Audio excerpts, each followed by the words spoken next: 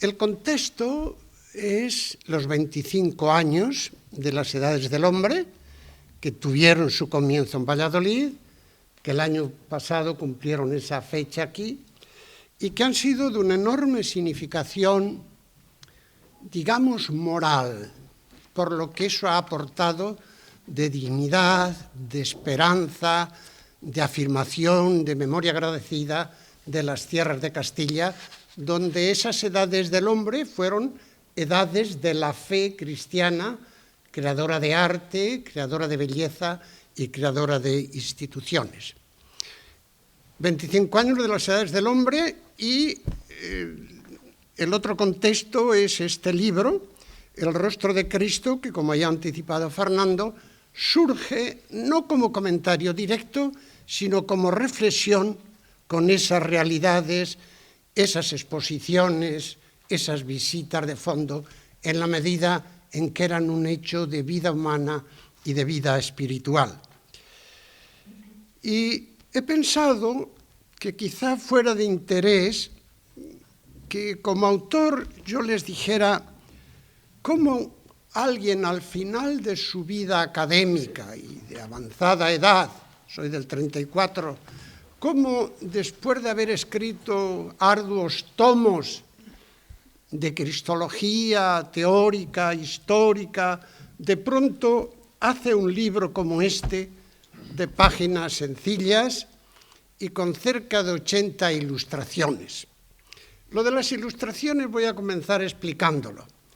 En primer lugar, ustedes quizás recuerden el primer capítulo con que se abre el famoso libro inglés para niños o adolescentes, Alicia en el País de las Maravillas, de Lewis Carroll, donde Alicia está sentada a la orilla del río y mira de reojo a su hermana, que está leyendo un libro, y le dice: ¿de qué sirve un libro si no tiene ilustraciones ni diálogos? Y yo dije, no será verdad.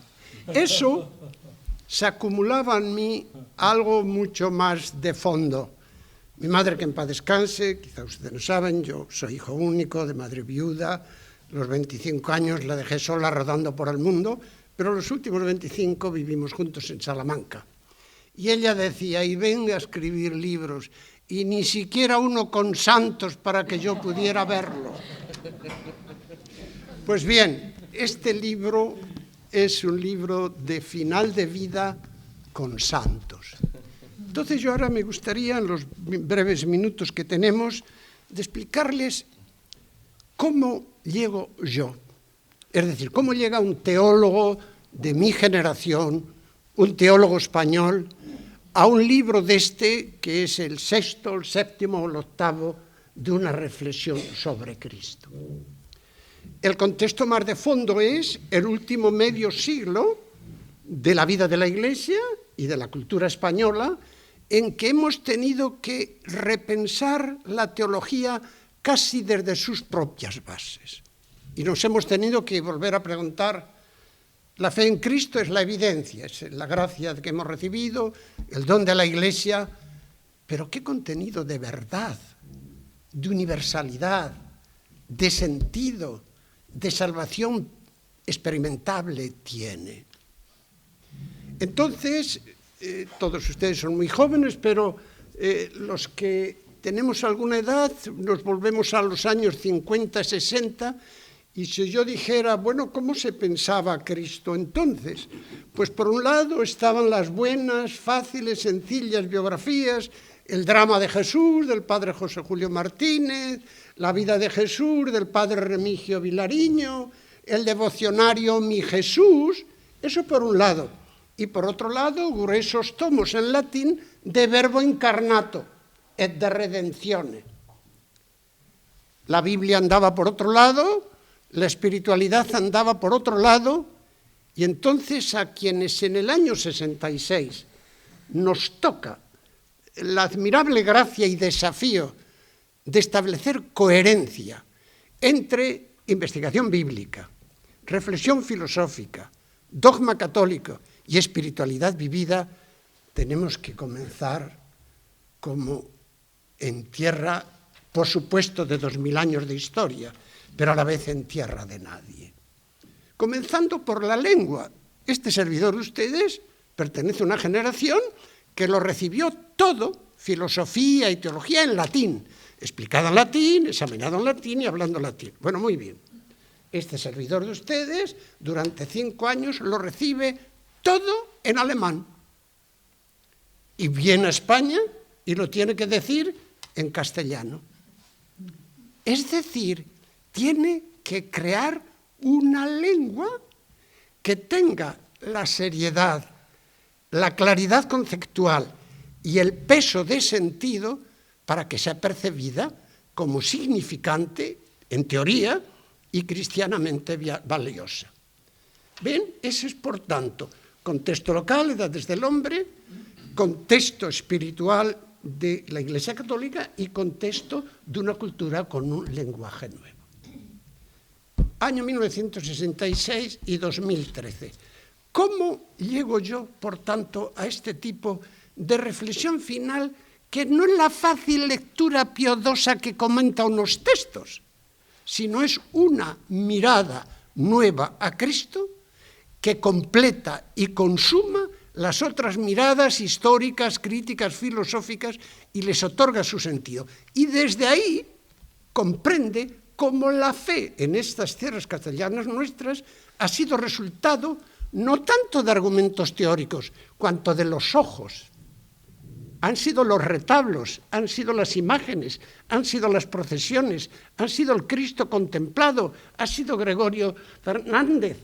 Esto es lo que está detrás del libro. Por tanto, aparentemente es muy sencillo y muy elemental, pero tiene una trastienda teórica que quiere llegar a esta palabra piadosa, en el nobilísimo sentido del término, pero que a la vez resiste el rigor filosófico y en alguna forma pretende también tener una cierta dignidad literaria. Porque en tierra de Cervantes primero, en Valladolid, de Juan de la Cruz y de Teresa de Ávila, belleza literaria obliga. Y dicho esto, les he dado un esquema que lógicamente no voy a poner con detalle, pero sí refleja este itinerario. En la introducción se habla de itinerario hacia la fe en Cristo. Eso es una cuestión.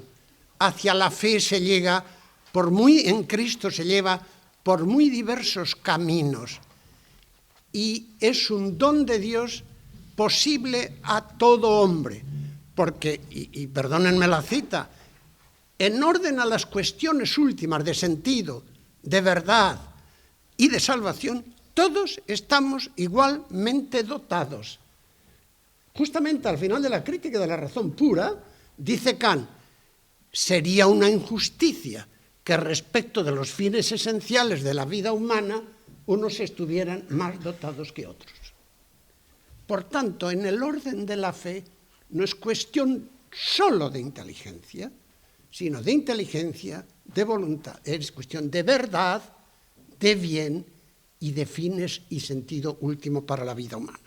Ahora bien, esa fe recibida así como don de Dios desde esa actitud humana, una vez vivida por su propio dinamismo, fuerza a pensar. La fe da que pensar. No solo es no pensar, como el padre Astete trágicamente nos la definía, sino la fe da que pensar. San Anselmo, que es el creador del famoso argumento teológico, lo hace porque la fe es un dinamismo que, como quien está en un suelo, se pregunta si ese suelo resiste y si el techo se le va a caer o si la pared del lado se va a oscilar. Por tanto, lo que aquí se expone no es el itinerario hacia la fe que se presupone y hacia la que se marcha, sino el itinerario que pregunta por la fundamentación, por el sentido, por el valor de la vida de la fe en Cristo.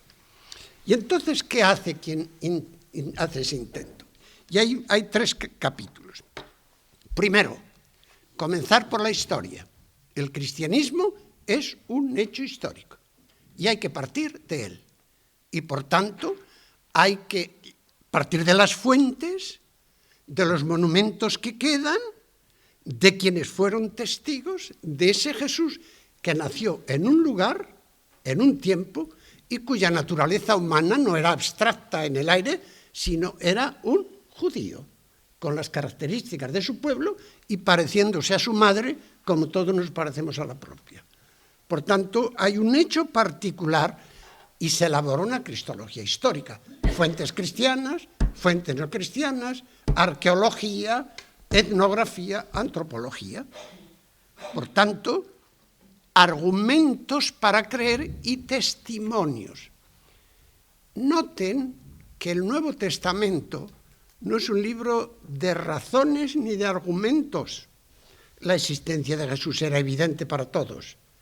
Es un libro de testimonios, no para decir que Jesús existió, sino para decir quién era ese Jesús que existió y que todos conocieron.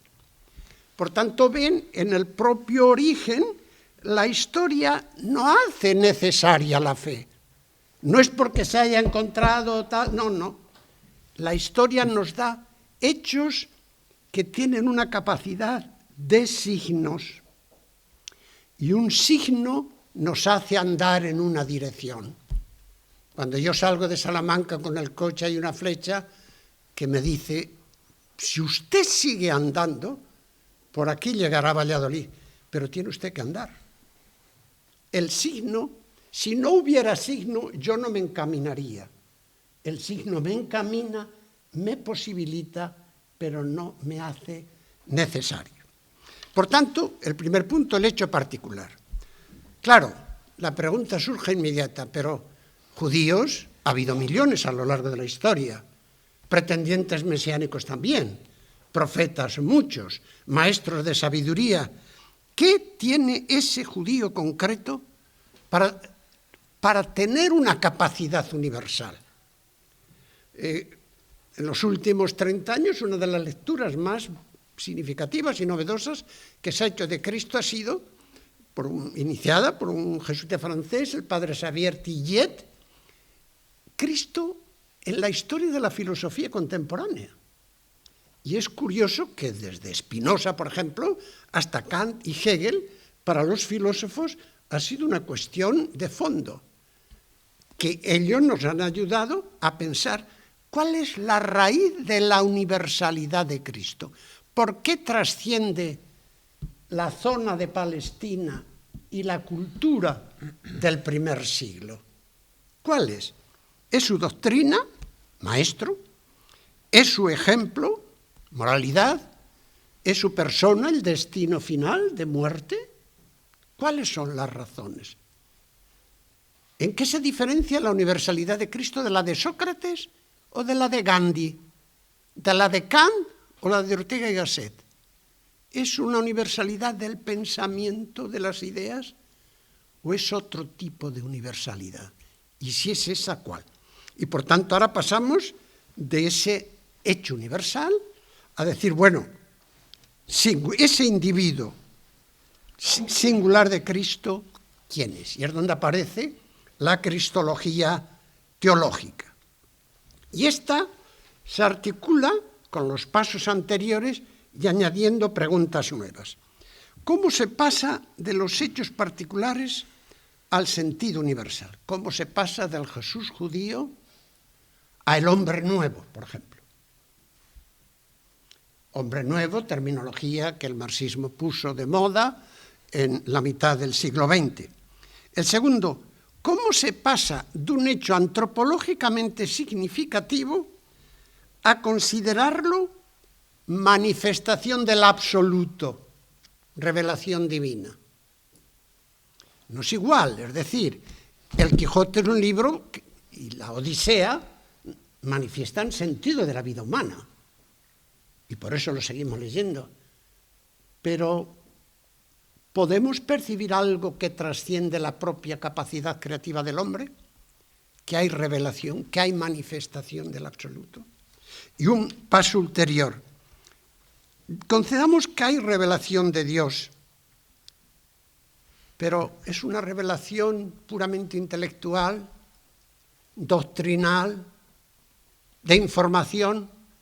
o es una revelación de eso que llamamos gracia, amor, que iluminan nuestra razón y transforman nuestro corazón y acrecientan nuestra libertad, liberándola de unos pesos y abriéndola a unos horizontes?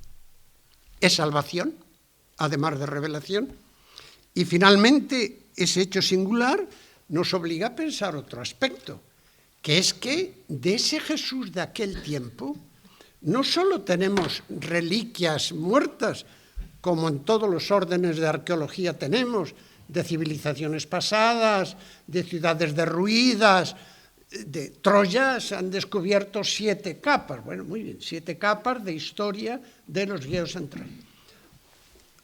Es que en el cristianismo no solo hay arqueología de Palestina, reliquias muertas, es que desde el momento en que existió Jesús no ha dejado de haber reliquias vivientes, es decir, hombres y mujeres que de distintas culturas y geografías en libertad creyeron en Él, conformaron su vida desde Él y en caso límite pusieron la vida por Él. Y eso es un dato único. Con lo cual, el tema cristianismo-Cristo se torna inseparable. No es igual. Bueno, se puede decir, es que Jesús, a diferencia del fundador de los esenios, el maestro de justicia, tuvo suerte y le resultó el invento, y al maestro de justicia no le resultó el invento, y a Sócrates tampoco le resultó el invento. Bueno, eso se puede decir, pero con eso no se explica ese hecho masivo de fe, de cultura, de libertad, de instituciones, de exigencia moral, de esperanza escatológica, que es el cristianismo. Por tanto, quien quiera dar razón de Jesús tiene que explicar el cristianismo. Y, por supuesto, quien quiera dar razón del cristianismo tiene que hablar de Jesús. A eso se refiere ese epígrafe, reliquias muertas y, reliquias literarias y reliquias vivientes. Por tanto, de Cristo no solo hay hechos y libros, hay personas. Bien, esto sería la arquitectura interna de esta comprensión de Cristo, que pasa de la figura particular al hecho universal, a la dimensión teológica que se va a centrar en torno a la confesión de fe con sus 3 grandes nombres. Ese Jesús ha adquirido tal peso porque es el Mesías, conexión con el Antiguo Testamento, porque es el Hijo de Dios, relación con Dios, y porque es el Señor, es decir, aquel que presente en las conciencias de los hombres ha suscitado la Iglesia. Y de ahí que el nombre completo es Jesucristo, Hijo de Dios, Señor nuestro. Y desde esta triple perspectiva, la teología articula la comprensión de Cristo. Pero fíjense, articula todo, historia, reflexión filosófica y pensamiento teológico.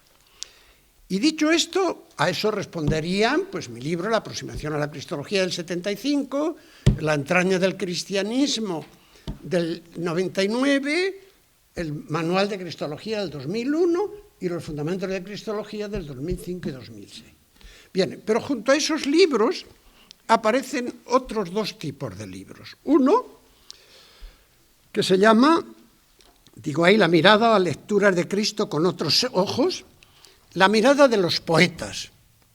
Es decir, en un momento dado, yo vuelvo mi atención a hombres que muy distintos entre sí y en contextos vitales muy diferentes han mirado a Cristo y han dejado testimonios literarios de una belleza sorprendente e inolvidable. Entonces, cojo culturas distintas. Evidentemente, 2 españoles y 2 no españoles. Los españoles son lo que yo considero los 2 máximos poetas del siglo XX, que son Antonio Machado y Miguel de Unamuno. Antonio Machado, con una mirada más sencilla, más andaluza, más elemental, pero con una especie de cariño recuerden la saeta y el Cristo de los gitanos. Ahí está. Por tanto, ¿cómo aparece la figura de Cristo en Antonio Machado? Y junto a él, don Miguel de Unamuno, que es tan poeta como él, en un cierto sentido menor, es más complejo, es más doctrinal, es más filosófico, tiene menos gracia fácil, menos musicalidad directa, pero tiene muchísima más hondura. Él, buscando un rodeo para hablar él, don Miguel, delante de Cristo, pero para poner una especie de intermediación que facilita y a la vez dificulta la palabra, lo que hace es un libro que se llama El Cristo de Velázquez. Entonces, mira, lee al Cristo que Velázquez interpreta. El Cristo blanco sobre el fondo negro. El Cristo de la resurrección sobre el fondo de la muerte, que eran las dos grandes cuestiones para don Miguel de Unamuno. Un libro que es el mejor de él y que, dada la ignorancia de los críticos en materia bíblica, histórica y teológica, todo el mundo se ha puesto de lejos y ha dicho eso mejor.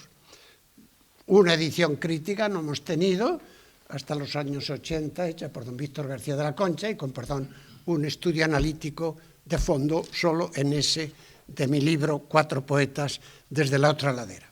Junto a estos dos españoles, otros dos, uno de la cultura germánica y otro de la cultura inglesa. De la cultura germánica, un autor prácticamente desconocido en España, Jean-Paul Richter, que es en quien por primera vez aparece la famosa expresión de la muerte de Dios, que luego se aplica a Nietzsche, y que él aparece en un poema con una voluntad pedagógico-didáctica. Es un relato para escenificar cómo sería la conciencia humana si de verdad Dios no existiera, si de verdad estuviéramos solos en el mundo, si de verdad no tuviéramos Padre.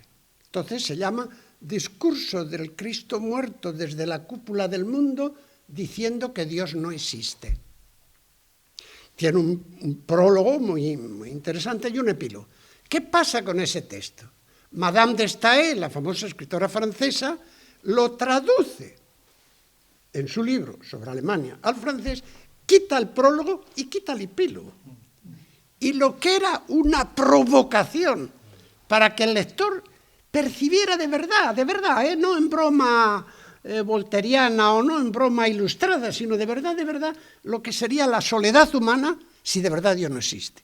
Entonces se convierte en el manifiesto del ateísmo en Europa, cuando realmente Jean-Paul Richter, he de decir que tengo el honor de ser la primera traducción completa al español que existe de ese texto. Y otro que a mucha gente le escandalizó, que un cura como yo tratara a un homosexual manifiesto, como era Oscar Wilde, que lo era, y yo no he entrado a discutirle, pero el pobre Oscar Wilde, después de todos sus dandismos, terminó en la cárcel.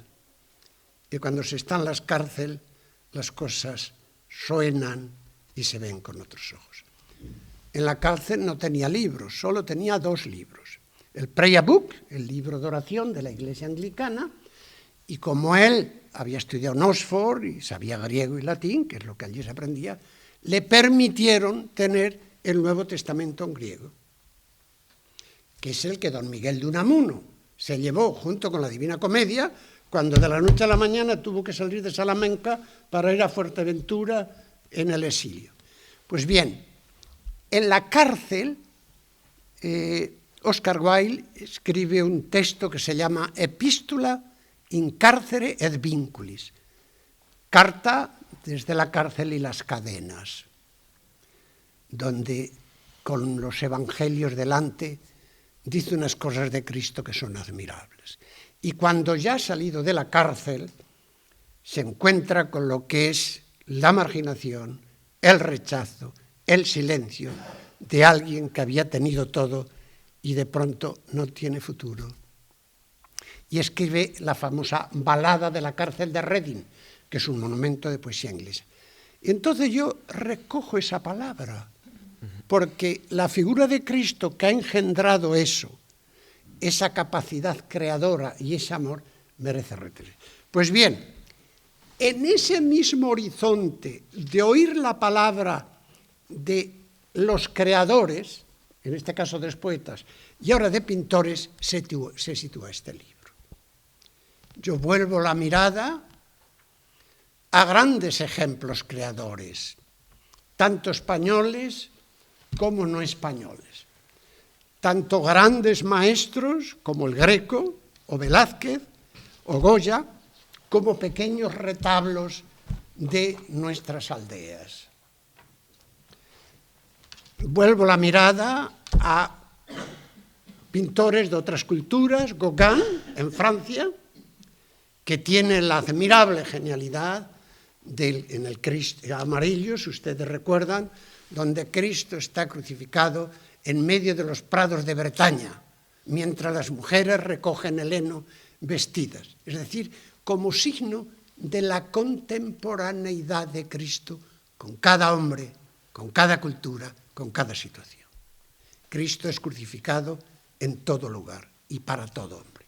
O, si quieren, otro ejemplo, que es de fondo del libro, el de Grünewald, el altar de Isenheim, el famoso Cristo del ulcerado, que es otro de los grandes exponentes. Pero junto a ellos pues está el análisis de dos obras castellanas de dos momentos muy diferentes culturalmente. El expolio del Greco, que encuentran en la Catedral de Toledo, sobrecogedor, esa túnica roja de fondo y ese desgarro de quien se le arranca es sublime. Y a la vez un pintor castellano, Díaz Castilla, de la zona de Piedrahíta, que ha vivido la experiencia terrible de nuestra Castilla, perdiendo la esperanza de futuro, quedándose los hombres solos, vaciada por la emigración y gritando ante Dios. El grito. Se me ha dicho que era excesivo el espacio que yo le he dado, pero bueno, no era tanto ni solo por el valor artístico, cuanto por el valor de testimonio de alguien. Pronto tendremos en Ávila, en el Palacio de Congresos, una exposición completa de toda la obra, y allí hay toda una colección de lo que llamaba los hombres solos, que es en ese contexto. La soledad de Castilla, cuando en los años 60-80 veíamos que nuestros pueblos dejaban de ser habitados. Pues bien, ahí es donde, sobre ese fondo, yo vuelvo a la figura de Cristo, ya no solo pensada en su contexto histórico, no solo reflexionada en conexión con una reflexión filosófica, no solo articulada en un sistema bíblico dogmático, sino como aquel que los pintores nos han acercado y en el cual podemos contemplar lo que es la pasión de Dios y la pasión del hombre. Del pintor Díaz Castilla habíamos hecho en años anteriores una exposición en Ávila que llevaba justamente, en Salamanca, que llevaba este título: Pasión del hombre, pasión de Dios, que es lo que luego se revive en otro orden y que es el segundo capítulo del libro.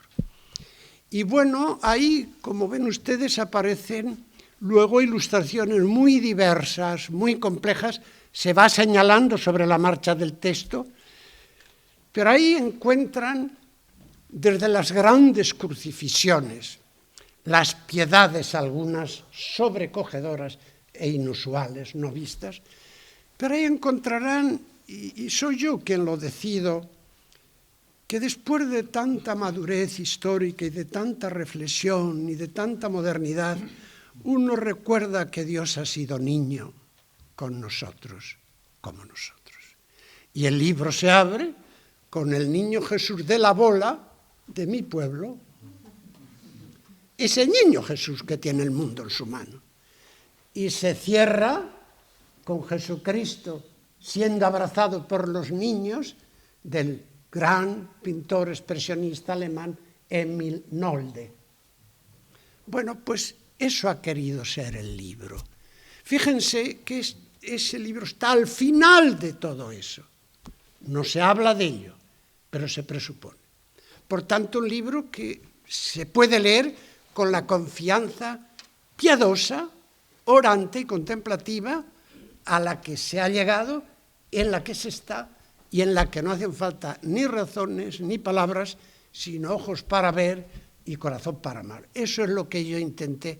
Si lo he logrado, ya lo dirán ustedes. Muchas gracias. Un comentario muy breve. Vamos, ya que hemos escuchado al maestro, yo ya voy a decir lo que a mí me ha suscitado el texto y lo que hemos escuchado ahora. A mí lo que más me llama la atención y lo que considero que es una aportación sumamente significativa es la recuperación del arte como lugar teológico. De hecho, la comunidad entre arte y religión es de siempre, digamos así, ¿no? Y en cierta medida, en nuestra época contemporánea, vivimos como una especie de ruptura. No sabemos si algo es arte o es religión, quizá porque encarnamos una especie de prejuicio histórico en el que una cosa solo puede ser una cosa, vamos a decir así, ontológicamente, dirían los filósofos, ¿no? Cuando escuchamos, por ejemplo, un auditorio, también haciendo homenaje aquí al profesor Olegario, a Tomás Luis de Victoria, pues nos da la impresión de que estamos asistiendo a arte. Pero si escuchamos a Tomás Luis de Victoria en medio de un oficio religioso, pues ya nos da la impresión de que no es una obra de arte, sino que es parte de una celebración religiosa, ¿no? Entonces, la diferencia probablemente entre algo artístico o algo religioso no es una diferencia, en primer lugar, perceptible. Es decir, no hay ninguna diferencia entre el Tomás Luis de Victoria, digamos el auditorio, auditivamente, digamos así, y el que se hace en recinto sagrado o dentro de un oficio sagrado, ¿no? La diferencia debe estar en otro lugar, seguramente. Para muchos, por ejemplo, muchos consideran que Tomás Luis de Victoria es un místico, y sin más eso lo relaciona con San Juan de la Cruz, con Teresa de Ávila, con el maestro Eckhart.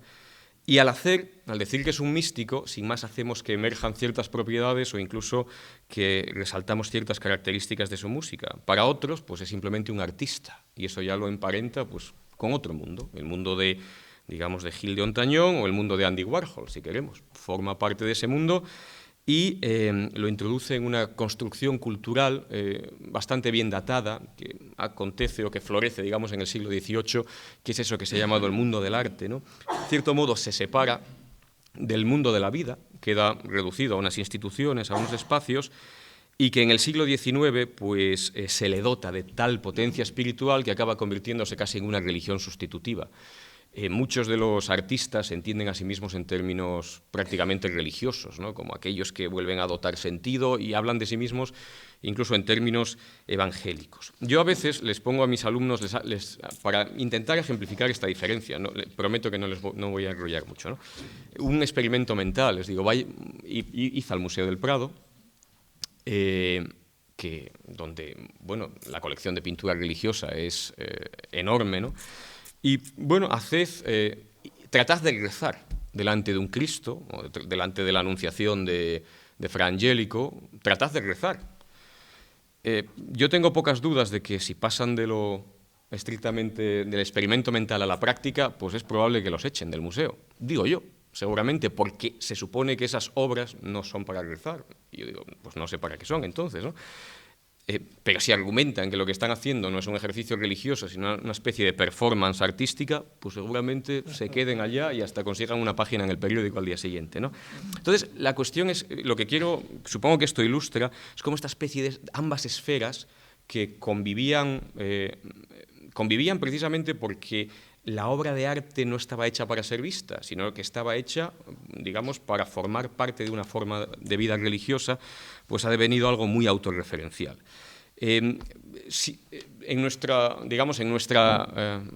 Para nuestra suerte, pues hay bastantes filósofos contemporáneos que critican esto que han llamado esta especie de distinción estética, considerar que la obra de arte es un vehículo simplemente de deleite, que no forma parte del mundo de la vida cotidiana, sino que, en cierto modo, pues, arrastra consigo un mundo que no se puede concebir como arte sin más, ¿no?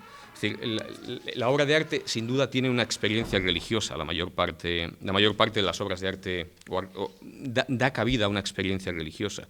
Es cierto que, y esto lo conocen mejor que yo, que a lo largo de la historia del cristianismo y en general de las religiones siempre ha habido una especie de sospecha hacia el arte, hacia las imágenes, todo eso que ha desembocado en las querellas iconoclastas, ¿no? y que, en último término, el cristianismo resolvió muy bien esa cuestión aludiendo al dogma central, al dogma de la encarnación. Es decir, podemos representar a Dios precisamente porque Dios se encarnó, con lo cual tenemos ese problema más o menos resuelto. Lo que sí es interesante, y aquí hay una cuestión que yo creo que enlaza perfectamente con lo que ha dicho el profesor González de Cardedal, es que muchas de las doctrinas cristianas han sido tan embellecidas, y él lo ha hecho ahora casi con los gestos, nos lo ha mostrado, ¿no? Han sido tan embellecidas en las pinturas, en los poemas, que parece en muchas ocasiones que la autoridad, casi, si se puede decir en estos términos, casi de ciertas, diría, de ciertas creencias o de ciertas convicciones, casi la autoridad última la tienen los pintores. Hay determinadas imágenes que todos tenemos en la mente. Cuando hablamos de la Trinidad, casi siempre tenemos el icono de la Trinidad de Rublev, al menos en mi caso, ¿no? Cuando hablamos de la bienaventuranza, pues casi siempre tenemos la representación, pues por ejemplo, del juicio final. Pues yo lo tengo, el de Fray Angélico, ¿no? Que están allí todos bailando, cantando, y esa es casi una imagen que tiene una potencia estética que en muchas ocasiones no tienen los largos discursos que muchas veces se nos escapan, ¿no? La verdad es que no es fácil glosar la figura de don Olegario González de Cardedal, porque es que él se explica perfectamente a sí mismo. Entonces hay bastante poco que añadir. Yo creo que además con la claridad y con la lucidez con la que pues, nos ha expuesto cómo se encarna este libro, este proyecto del Rostro de Cristo en el conjunto de su trayectoria, el tipo de inquietudes a las que responde, etcétera, pues verdaderamente es de una transparencia y de una claridad meridiana, ¿no? Pero precisamente por eso mismo a mí sí me gustaría destacar precisamente que la gran virtud para mí de Olegario González de Cardedal no es ya solo que sea un gran teólogo, que eso no soy quien para juzgarlo, aunque expertos tiene la Santa Madre Iglesia que parece ser que le han otorgado sus bendiciones, sino que por encima de todo a mí me parece que es un gran intelectual. Él lo ha demostrado en su intervención, incluso ha mostrado, digamos, la arquitectura, la tramoya de su pensamiento, cuando ha hecho esa referencia a su interés o su intención de hacer un discurso que resista, digamos, el rigor filosófico y que al mismo tiempo goce de dignidad literaria. Yo doy fe de que las dos cosas se cumplen, al menos en este libro, que es el que yo conozco, y de que efectivamente don Olegario tiene una gran capacidad para combinar la reflexión teológica con el rigor filosófico, con el rigor histórico y con la belleza literaria. Todo ello probablemente le hace que sea un ejemplo especialmente notable de eso que en tiempos del Concilio Vaticano II se denominaba lo del diálogo entre fe y cultura, de diálogo entre fe y razón, ¿no? En sus reflexiones, en su pensamiento, en su discurso, incluso cuando lo manifiesta en una charla como esta o en una entrevista como la que yo tuve el privilegio de hacerle hace unos meses, uno percibe que los dos términos de la ecuación, fe por un lado, religiosidad, digamos, razón por otro, no son incompatibles, no son problemáticos entre sí, y quizá la gran aportación, y en esto enlaza un poco con la reflexión del ponente que me ha precedido, es que el gran truco es que don Olegario ha encontrado el puente perfecto, y el puente perfecto está en este libro, es la poesía, es el arte, es la belleza. Es decir, el arte es el puente que comunica esos dos universos tantas veces incomprendidos entre sí, tantas veces separados y tantas veces aislados, ¿no? Entonces, en el texto artístico, en esas imágenes o en esos poemas o en esas obras musicales, o en esas obras de teatro, porque de todo ello sabe y goza nuestro invitado, pues efectivamente confluye todo. Confluye la reflexión moral, la reflexión ética, la reflexión filosófica, la reflexión espiritual, y da juego para intercalar e entrelazar y comunicar y hermanar esos universos que no tienen por qué estar divorciados.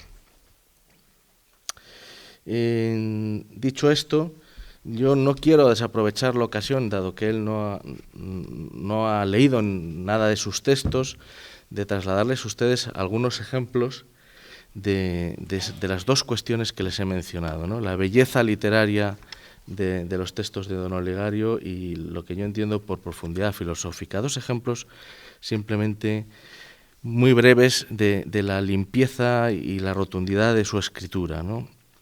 Uno, somos lo que con su confianza nos hacen posible ser los demás y que con la esperanza que proyectan sobre nosotros nos hacen necesario llegar a ser.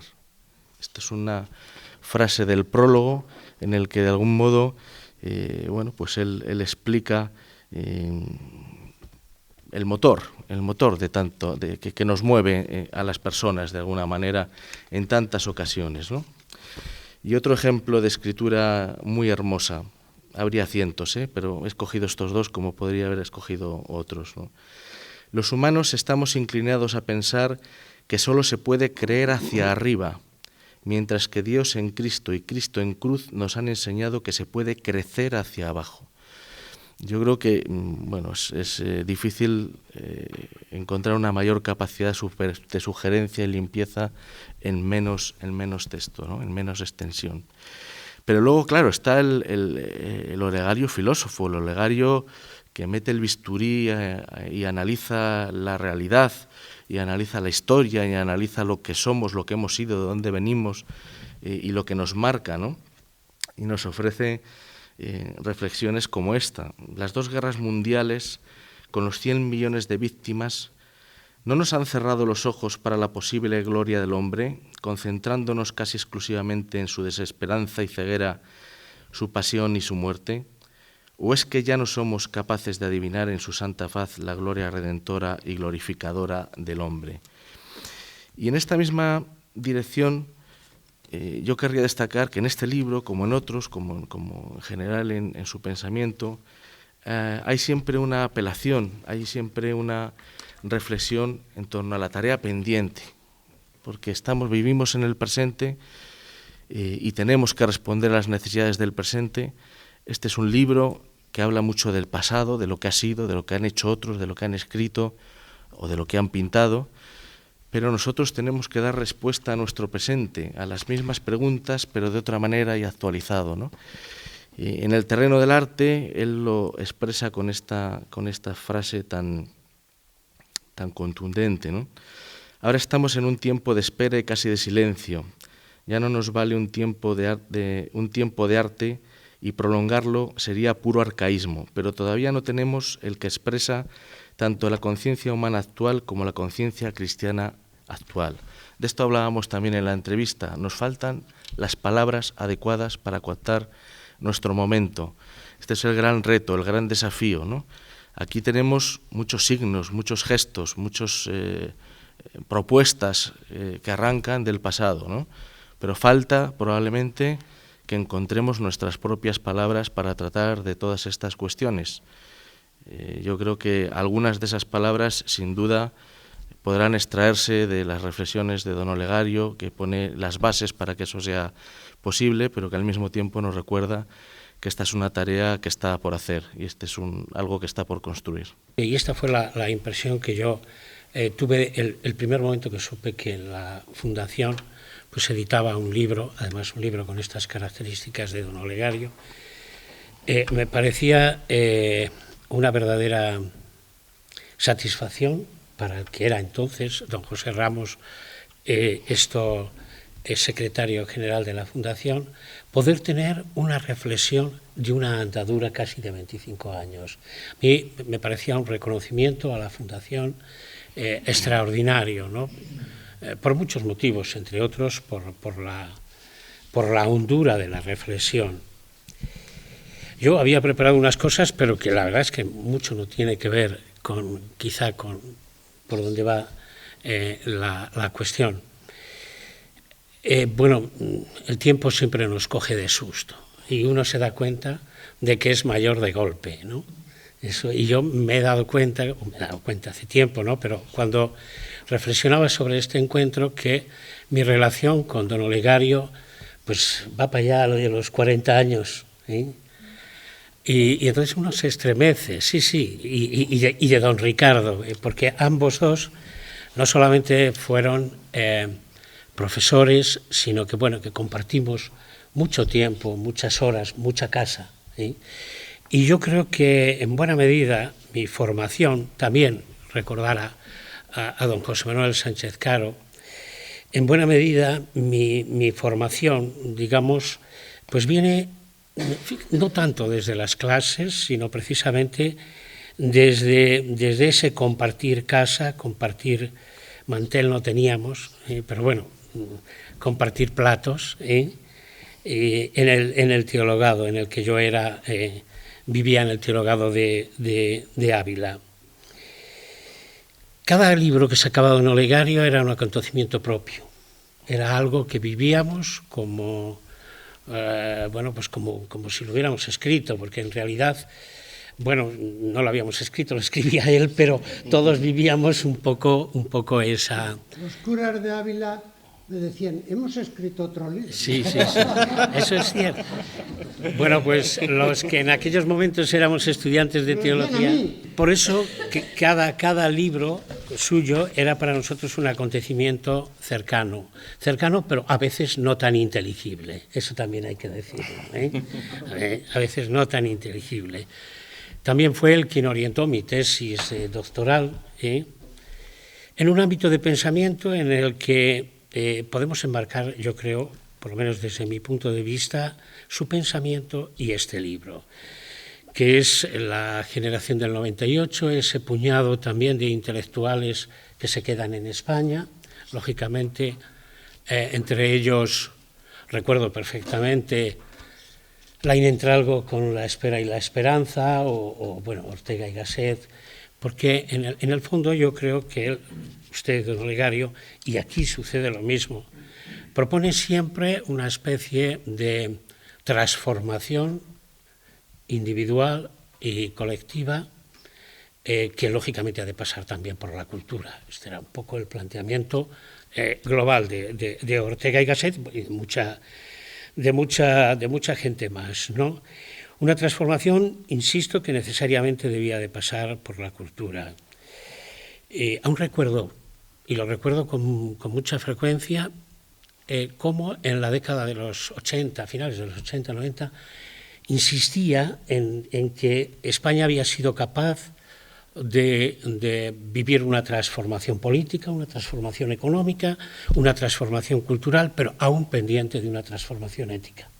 ¿Sí? Eso lo recuerdo, y si digo esto, estas cosas, es porque en el fondo el libro, como yo creo que toda su vida, es una visión de la realidad, en este caso una visión de Cristo a través de las imágenes, de las pinturas, que necesita cambio en nuestra sociedad, y siempre es una visión vista desde la fe. Es verdad que pueden decir esto es obvio, pues no es tan obvio.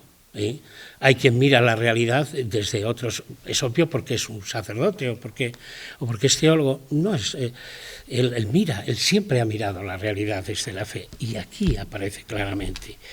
Y la otra idea fundamental que siempre me ha despertado es la construcción de una reflexión crítica, bien haya sido desde la teología, desde la cristología, desde la filosofía, desde la poesía, desde la ética o desde la estética, como es el caso de este libro. Que esto lo haya publicado, bueno, ahora tenemos una nueva edición que hizo Espléndida Ediciones Encuentro, pero que lo haya publicado la Fundación de las Edades del Hombre, que usted haya querido que eso fuera así, para mí en estos momentos sirve de un tremendo orgullo. Pero resumiendo un poco, la visión que ofrece en el libro, la visión que ofrece de las imágenes, es siempre una visión de fe, y es una visión crítica. La sociedad, también el arte, necesita una transformación y una reinterpretación. Es una especie de, yo creo que de reto. El libro para mí es un reto, porque es verdad, con mi compañero que ha hablado antes, que lo dice muy bien, ¿no? La recuperación del arte como lugar de teología, pero quizá eso lo vivimos muy de cerca, por lo menos quienes estuvimos también cerca del libro Pasión de Hombre, Pasión de Dios, donde yo tenía puesto todos los que escribieron sobre ese hecho plástico. Por alguien a quien no hemos nombrado y que habría que haber nombrado en primer lugar, que es don Ricardo Blasco, sí. Entonces cura de Ávila, ahora arzobispo de Valladolid. Don Ricardo Blasco escribió un artículo que era Miserere del hombre y Pasión de Jesucristo. Pero estaba, el prólogo era de Alfonso Ortega, Carlos Castro Cubels, la experiencia del arte, experiencia estética, experiencia religiosa, Enrique Paniagua, expresionismo religioso, José Manuel Sánchez Caro, El Miserere, Pasión de Hombre, apasionado, Javier Picaza, Agonía de Dios, Resurrección del Hombre, y por último, don Olegario, es el expolio del Greco y el grito de Díaz Castellano. Bueno, pues esta es yo desde la Fundación insisto, agradecidos inmensamente porque se reconoce un trabajo y una trayectoria. Muchas gracias, don Olegario.